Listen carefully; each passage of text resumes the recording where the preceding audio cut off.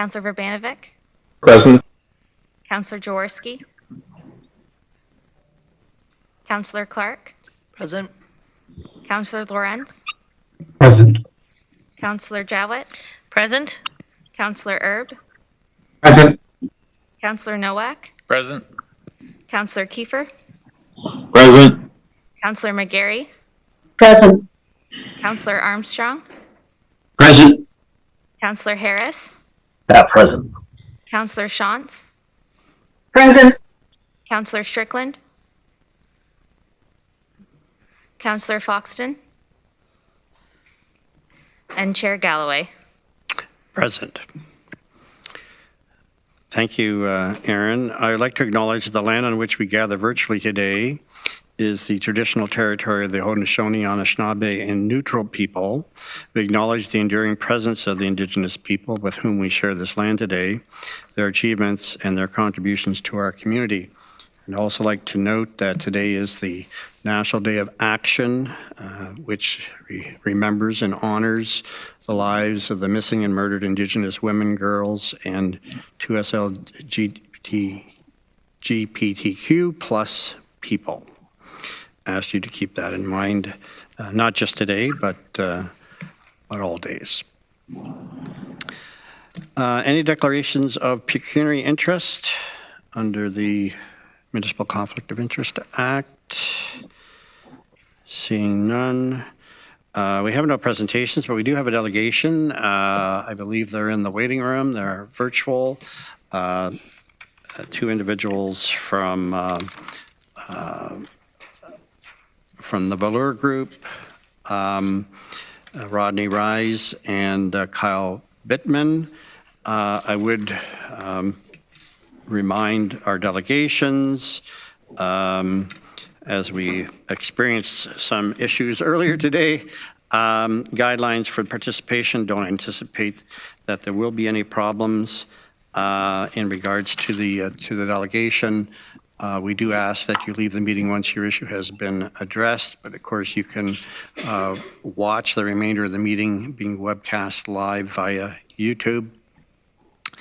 We ask all our delegations to conduct themselves in an appropriate manner, not to interrupt councillors, staff, or other delegations, no derogatory statements, turning your camera on and off at inappropriate times, and of course, no hate speech or defamatory comments, which I don't anticipate will be a problem on this particular issue. So I'll turn to our delegations, Mr. Rodney Rise and Kyle Bittman from the Velour Group, in regards to the matter of the condominiums in North Dumfries. Gentlemen, are you there? Here we go. Okay, welcome, Rodney and Kyle. Hi, good afternoon. Thank you, Council Chambers, for allowing us to speak in this committee meeting. This is Rodney Reyes, and I'm with Kyle Bittman, BT for Planning and Development here at the Velour Group. Good morning. I'm Honorable Chair and committee members.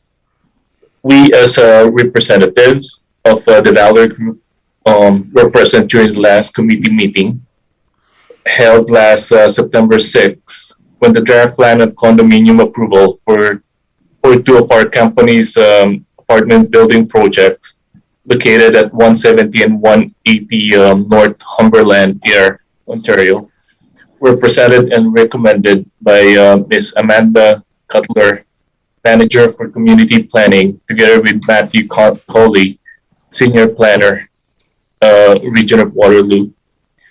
We listened well to the concerns of Ms. Fiona Foster, the daughter of Suzanne Clifton, who is a current resident of in one of our buildings in the said location. Her concerns are important priority for us to address, and this will be well discussed in our presentation. For most of the concerns we heard from Ms. Foster and some few letters that were read during the said meeting are the following. There's an obvious need for more rental units, specific property not classified as affordable housing. Mrs. Clifton's not looking to re-enter the housing market, and the possibility of much higher rental rates for the existing building. I'll start with the presentation. Okay, thanks. To start with, I'll give a project background. Air Meadows Development is actually the owner of two four-story apartment buildings and 82 townhomes still to be constructed, located in 170 and 180 North Humber Street, Ayr, Ontario. There are three separate standard condominiums that are being proposed for the subject development by the applicant, our company, the Valor Group. Sites have already been granted site plan approvals. More specifically, condominium A and B at 180 and 170 North Humberland Street received their site plan agreements back in January 29, 2018, while the condominium C for 150 North Humberland Street site plan agreement was signed back in September 10, 2019.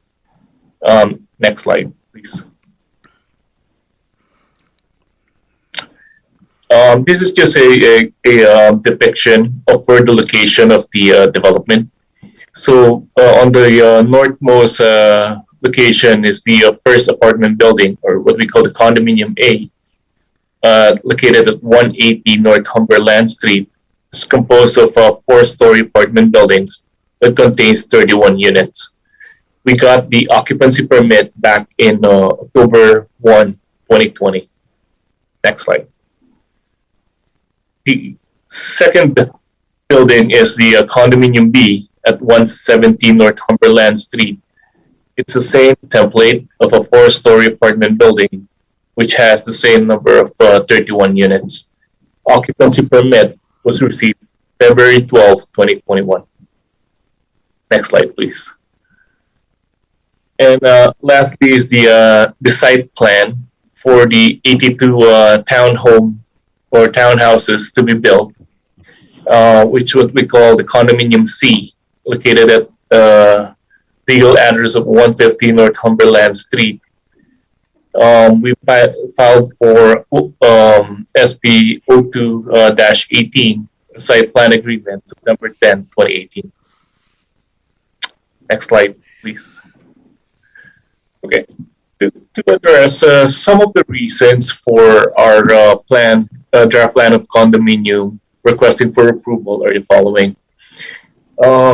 Primarily, it forms part of our company policy and our overall strategy as a company. It has always been our corporate preference that ease out our operations in doing our apartment building constructions and operations. Both buildings have legal basis in the official plan and the provincial policy statement. It was specifically mentioned that it doesn't fit the definition of the affordable housing, which therefore means policies which relates to affordable housing do not apply to this building.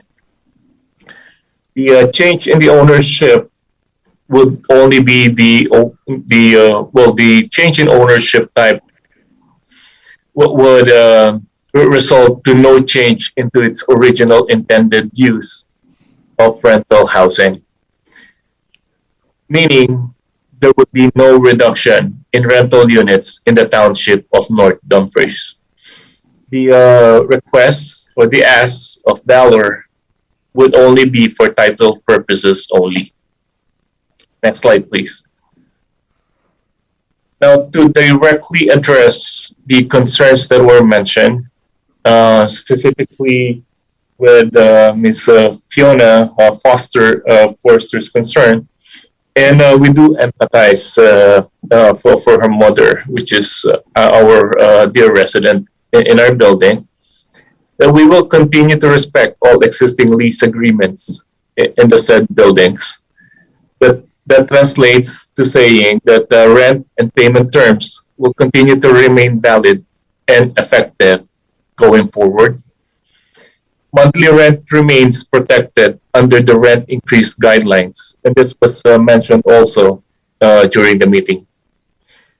Units will continue to exist as purely residential rental units. Valor has no intention whatsoever to actually sell individual condominium units on the said two buildings.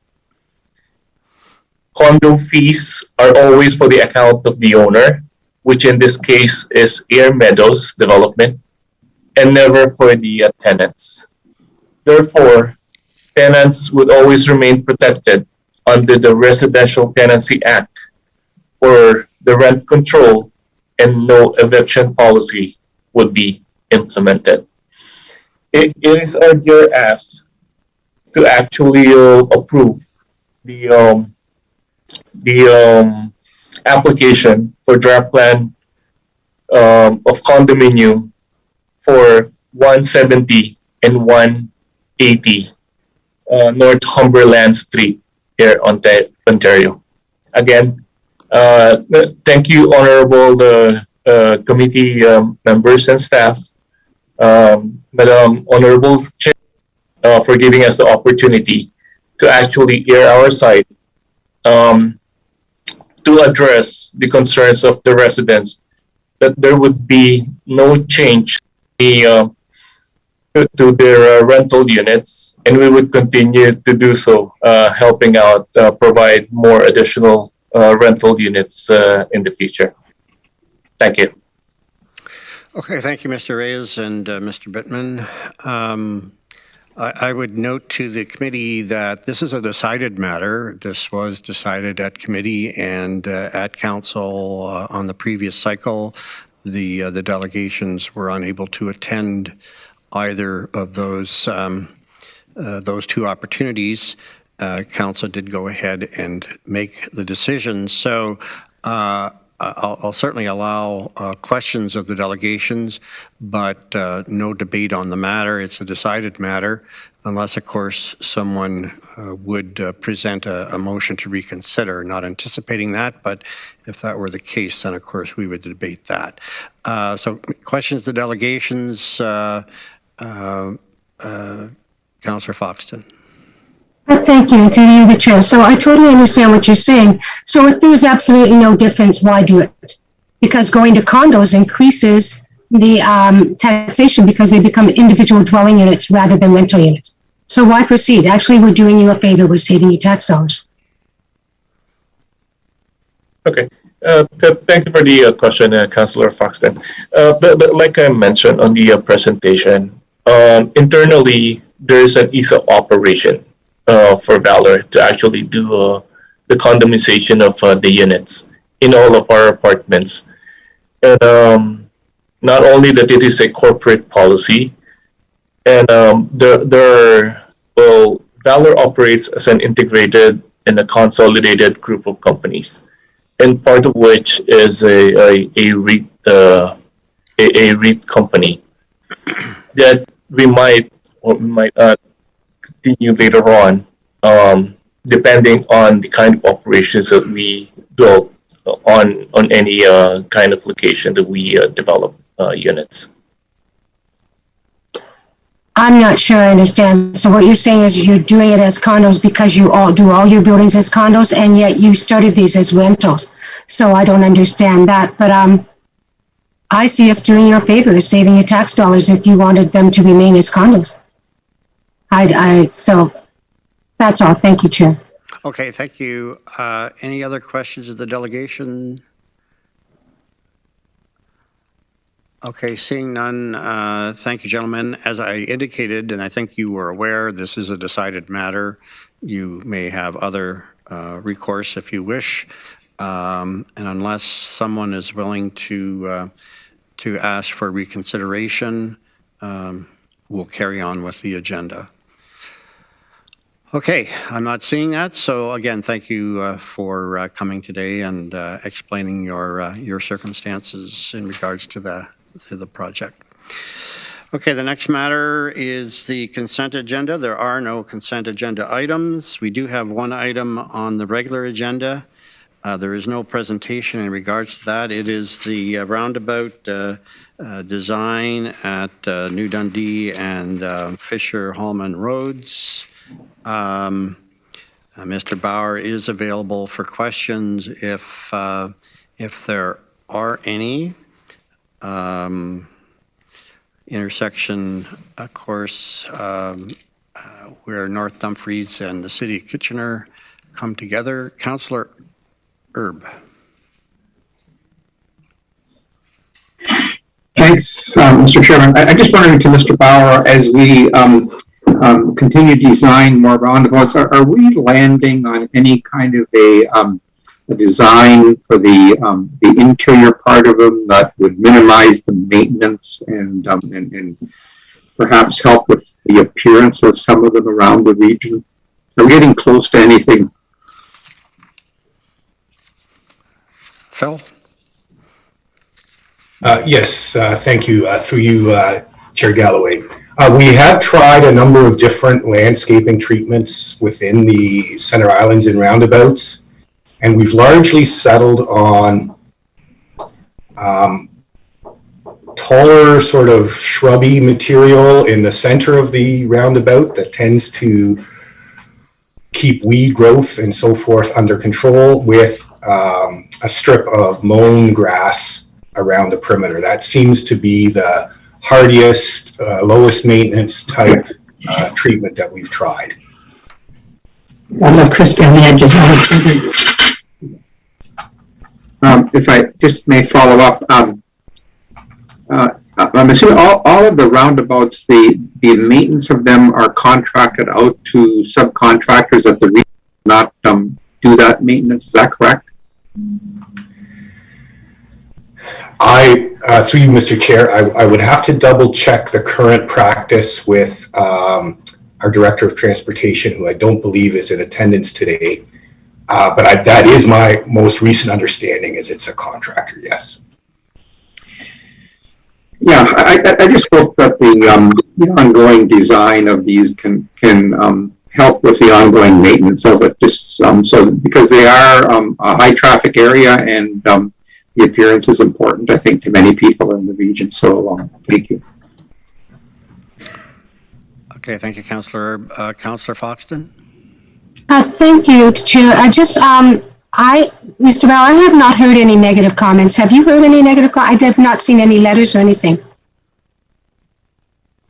Thank you, through you, Chair Galloway. We received a range of comments through the public engagement process, and I would say most of the comments were supportive and favorable. We heard some comments that are, we hear in a lot of our engagement around roundabouts pertaining to things like the cost, construction disruption, training and education for drivers on how to use roundabouts. So we heard similar comments in this case. I generally don't think we saw anything that was particularly opposed to this location, however. No, I was sort of looking for anybody that said they were opposed. So thank you very much for that, sir. Okay, any other questions? Seeing none, there is a recommendation in the agenda. If I could have someone move, Councillor Lawrence, Councillor Foxton, and please vote accordingly with your buttons. And that's carried. Is there any other business to bring to the meeting? Councillor Shantz. Thank you, Chair Galloway. I wanted to bring up once again the issue of speeding through our settlements. We continually have concerns raised about the speed, and I was going through a string of emails from last year on a particular issue with a particular resident.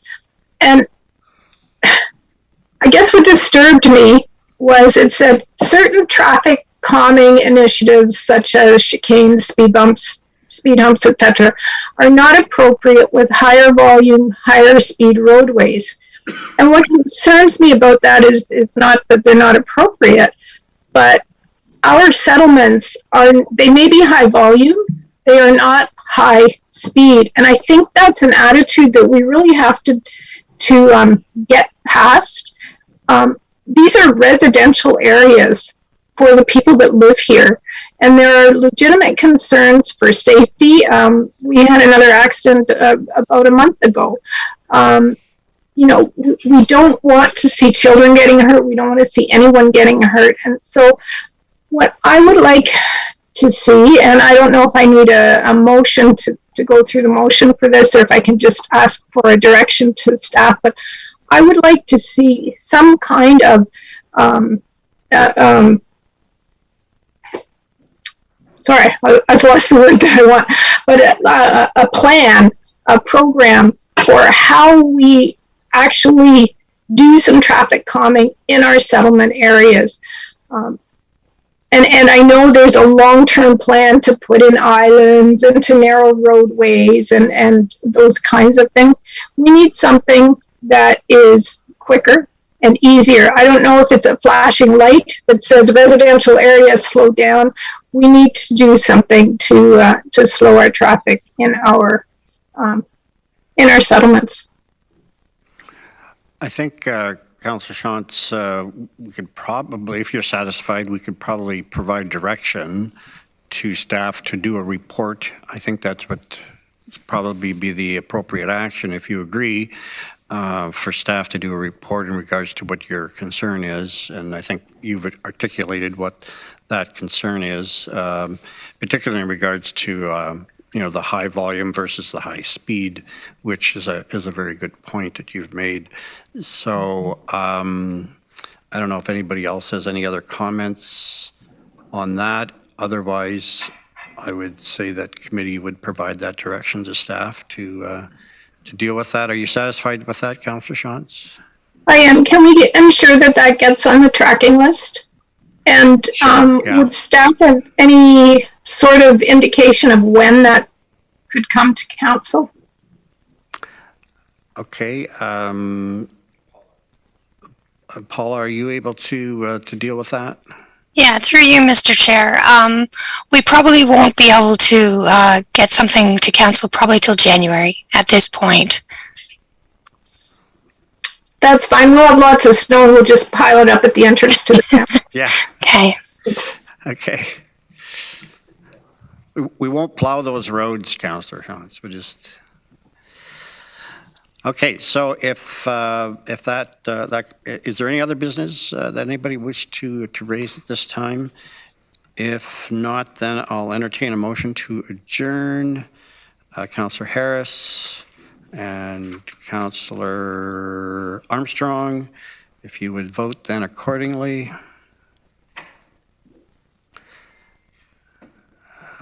That's carried. The next meeting of Planning and Works Committee Day, November the 8th.